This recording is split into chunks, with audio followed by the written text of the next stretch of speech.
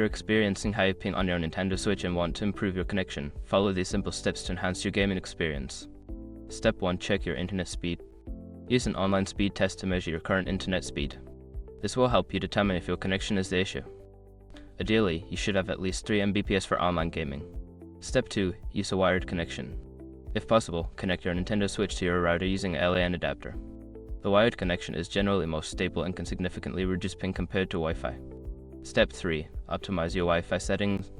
If you must use Wi-Fi, ensure your router is set to the 5 GHz band instead of 2.4 GHz. The 5 GHz band offers faster speeds and less interference, which can help lower your ping. Step 4. Limit network traffic. Make sure other devices on your network are not using too much bandwidth while you are gaming. Pause downloads, streaming, or other high bandwidth activities to improve your connection. Step 5. Change DNS settings. Consider changing your DNS settings to faster DNS servers like Google DNS or OpenDNS. This can sometimes improve connection speeds and reduce ping times. By following these steps, you should see an improvement in your Nintendo Switch's ping. Enjoy your gaming.